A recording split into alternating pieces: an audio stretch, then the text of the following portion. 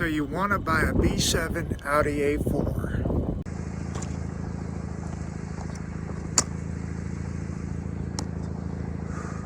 Well, the short answer is no. Under no circumstances should you buy a B7 Audi A4, no matter how good it looks, how good a deal it is, how excited you are, or how well it drives, unless you're willing, able, and equipped to do some serious mechanical work. All right, folks, so in all honesty, these cars are starting to have been cheap for quite a while, and they're not bad cars when they're working right. They're peppy, fun cars to drive, and so you might be eyeing them thinking, hey, I want to check out one of these cars. So let me really quick explain what this video is about. I'm centering on the 2005.5 to 2008 Audi A4 with the 2.0 engine.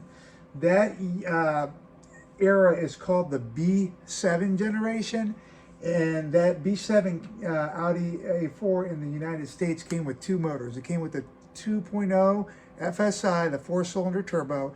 It came with the naturally aspirated 3.2 V6. This video is only about the 2.0 because that is by far the most common motor. Hey folks, I thought this would be a great opportunity to interrupt the video to have a beer and to remind you that the 2.0 engine I'm talking about is also found in the 06 to 09 Passats, some of the Jettas, the Audi A3, and the VW GTI. So if you're considering buying a Passat or any of those other cars, this applies to you as well. Hey, don't forget to give me that thumbs up. Enjoy the rest of the video. And that's the one that you're likely to see. The 3.2 is much fewer in numbers, and I don't have much experience with the 3.2, so we're going to talk about the 2.0. Like I said, these cars are really cheap now because they're on like their second or third or fourth owner, but they are basically like rolling pools of deferred maintenance. So when people buy them and repairs start piling up, they're like, oh my gosh, it's going to cost more to fix the car than the car is worth, and they sell them, and by the time they get to the third or fourth owner, like I said, they're rolling piles of deferred maintenance. So I'll go over the really 5 main things that you should look for mechanically when buying these. Some of them are catastrophic and will grenade the engine if not addressed, or have already grenaded the engine and it's on its last legs. But regardless, if you're going to buy these cars, you have to be able to work on them.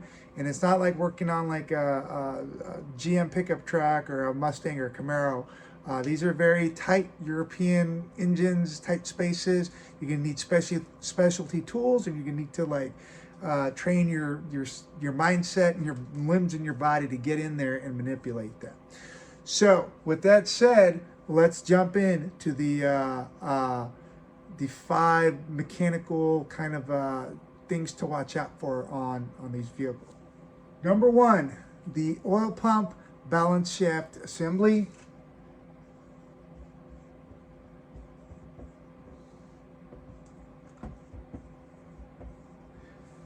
The oil pump balance shaft assembly is a killer of these cars. It typically goes bad if it breaks a shaft or throws the little timing chain it rides on, and then it drops oil pressure for the engine and it kills the engine. The biggest really cause of it is improper maintenance, bad oil, lack of oil changes, and so that is the number 1 essentially killer of these engines, and you'll see that very common.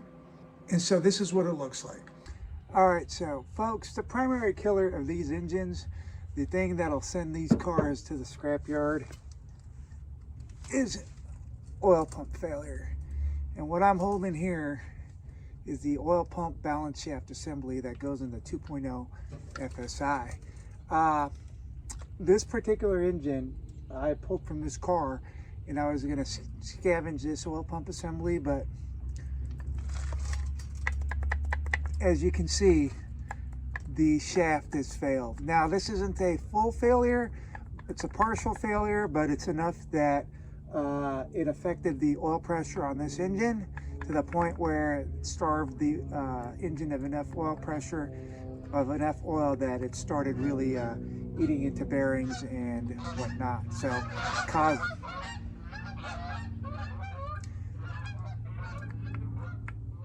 So this engine was a casualty of a failed oil pump.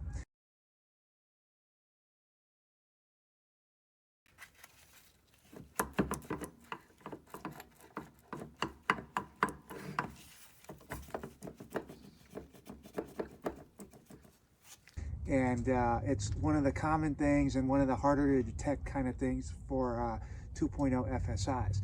If your oil pump is going bad, the most sure way to detect it is do a mechanical oil pressure gauge on there and see what the mechanical reading is. At that point, if your oil pressure is low, the car will be giving you oil pressure warnings. On these cars, that warning is not a bad sensor. The sensor rarely goes bad. If you get that warning, it's you legitimately have low oil pressure, and it's most likely the oil pump going bad. So the number 2 issue with these vehicles, these engines, is it's a combination of 3 items, but they kind of relate, so I'll make them one item, is the high pressure fuel pump / intake cam / fuel pump follower failure.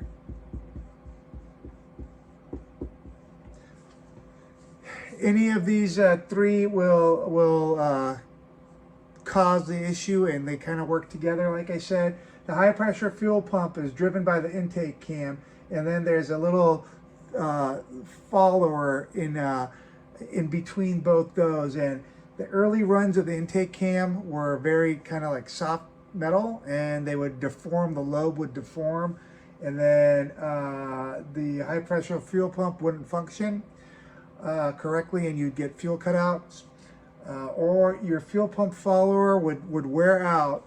It would allow the high pressure fuel pump to drive up like the rod through the intake cam and just grenade the intake cam and put metal through the top of the motor and cause, if not a catastrophic failure, a pretty destructive failure for the top end.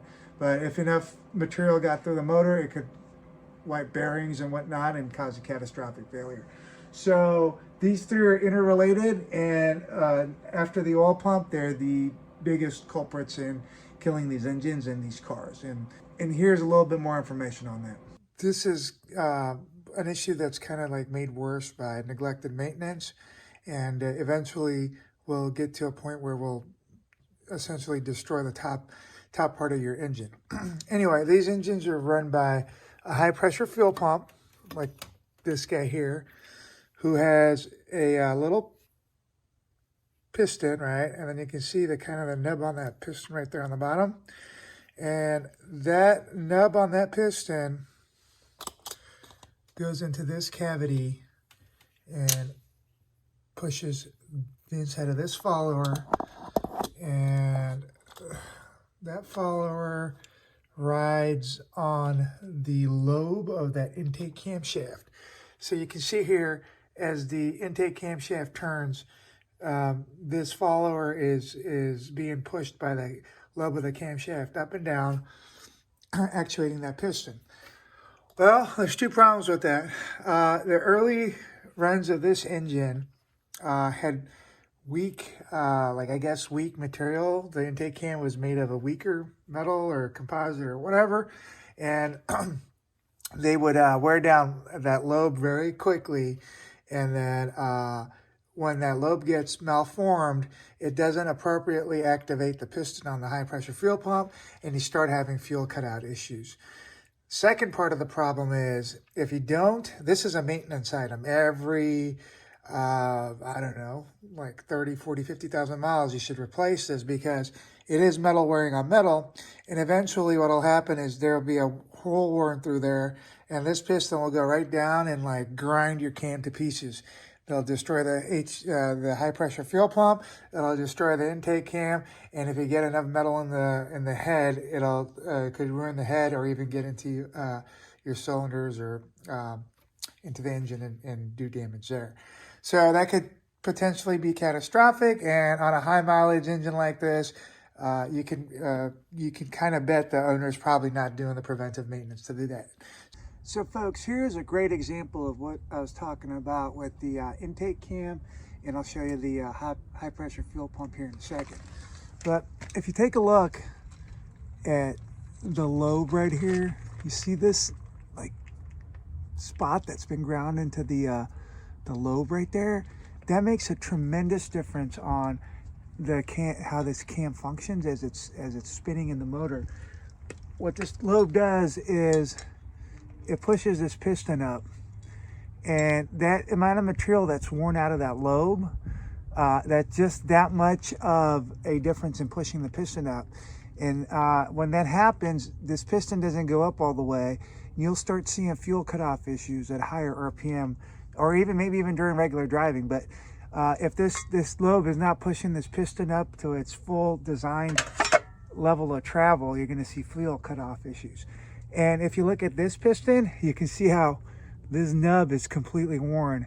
Whereas the one I showed you earlier, you could see like it's designed to have like a nub on there. So this one's completely worn, and this fuel pump is damaged unless you repair the internals, but that's way above and beyond what it would cost to get a replacement fuel pump. So the number 3 thing to watch out for these engines is another item on the back of the head, and this is the timing chain. Now understand these motors have a timing belt in the front that does the valve timing to the crank. But on the back of the cylinder head, they have a timing chain that times the intake and the exhaust cam together. And this has like any timing chain, it has a tensioner and then the chain. And again, poor maintenance will cause that tensioner to fail or that chain to fail, and then you'll lose timing between your cams, and you could have pretty destructive issues. If you catch this in time, it'll start making noise. If you catch it in time, you'll go ahead and be able to change it out. But if not, you'll probably end up needing a new top end. These aren't terrible to do by yourself, but if it's your first time, it's a pain in the butt, and having a shop do it will be expensive. So keep that in mind. That is another one of the significant items to watch for. And here's a couple more points on it. You have a timing chain that connects these two cams, your exhaust and your intake cam, at the back. You got your timing chain adjuster, and then you got like a 19 link timing chain on the back. Again, it helps keep these guys rotating in time.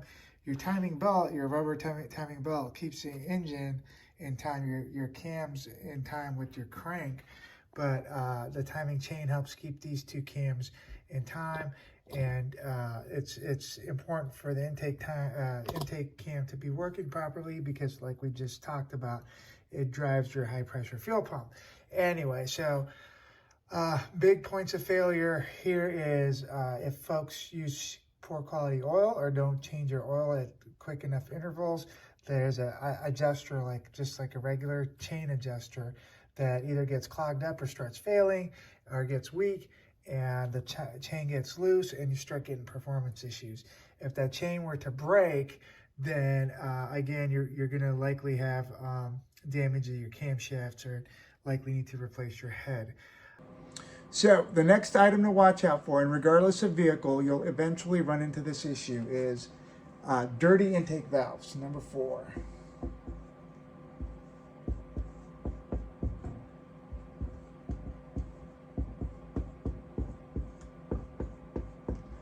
Now, this is a common problem through all direct injected cars of the era, not just this, but with a lot of these deferred maintenance vehicles, you'll see that they have intake valves clogged with carbon, and obviously in its function, the valves opening and closing, if it's clogged with carbon, it's not going to close all the way, and you're going to have a poor running engine, whether it's misfires or just poor compression. It's going to be terrible running engine. This may actually be combined with some other issues as well, but if you buy a high mileage motor like this and it's running poor, you can almost assure yourself that intake valves are an issue.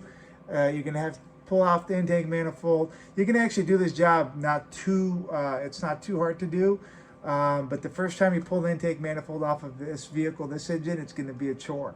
And you'll have to scrub those valves and get them nice and neat. It's a good preventive maintenance item anyway. You're gonna have to do, regardless of how well this engine's kept, every 60 to 80,000 miles, you will have to clean these intake valves, or else it's just gonna go to crap.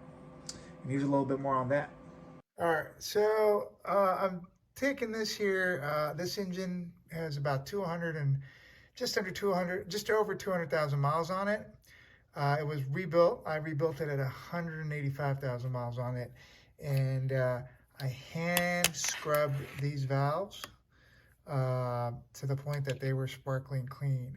And so in the ensuing less than 20,000 miles that I've had it, you can start seeing the carbon buildup. And it's just, there's nothing like the engine's working as designed. There's just the function of these early direct injection engines. I only run high quality fuel, ethanol free premium. And when I drive this thing, I thrash it. So it's not, I mean, it's getting flogged. But even then, less than 20,000 miles on it, it's got a good amount of carbon buildup. So one of the things you have to keep in mind with these cars, if you're getting a high mileage one, you can rest assured, very likely, that the previous owner has probably not done that. And they might have, but unless they can prove it with documentation or pictures or whatever, you can probably rest assured that the intake valves need a good cleaning. And finally, the last major item on this engine is going to be leaking coolant flange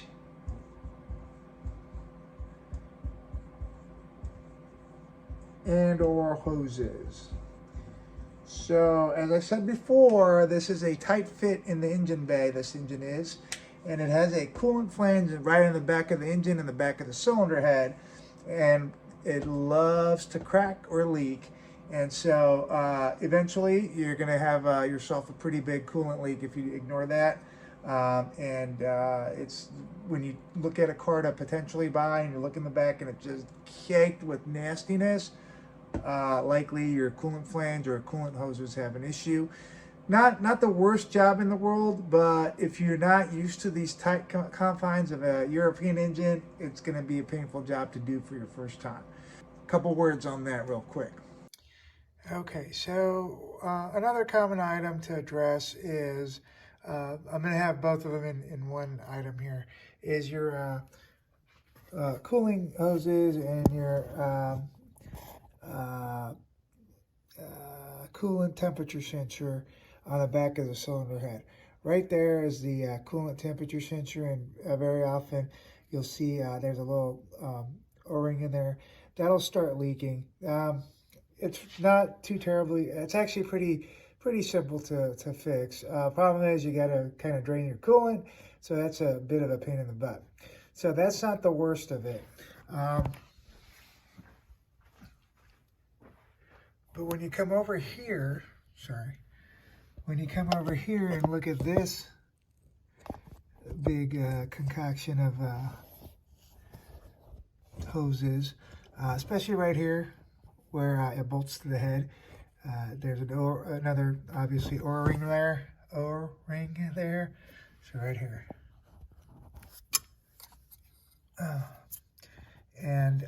If that starts leaking, then you have yourself a tight little squeeze to get that done. Again, not catastrophic, but you can see the jumble of hoses back here. Commonplace for these cars to leak. And again, sometimes when at this stage in these cars' histories, when you have a third or fourth owner, they're likely not going to get in there and do that kind of stuff, but you'll have a mess of coolant coming down. So it's kind of easy to see if those are leaking. Just kind of, even with all the accessories and the intake on here, you can kind of reach back here and feel the head. If you can feel gooiness or wetness, it's either oil or coolant. Likely it's coolant. And so that's another common failure point for these engines of these cars. All right, so these are the 5 main issues. You know, there's probably half a dozen other commonly occurring issues that are probably happen to any car that you can think of.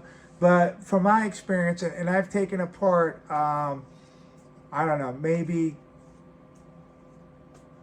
50 of these motors between cars that I'm working on for myself or friends and associates to cars that I took apart in the junkyard. And these seem to be the commonly occurring problems. Again, someone else might have some other experiences, and there's going to be other problems that are happen to cars that will happen to these, but these are the ones that are really to watch out for. So I hope I've given you an idea about these cars. Again, they are fun to drive. They are enjoyable, but unless you love torturing yourself, they are not fun to work on, at least not with the engine in the car. And so you will curse yourself for buying these if you're not prepared to work on them. All right. So I hope you enjoyed that video. If you did, please give me a thumbs up. If you do end up buying one of these cars, please shoot me an email. Let me know. I'll leave my email address in the description below.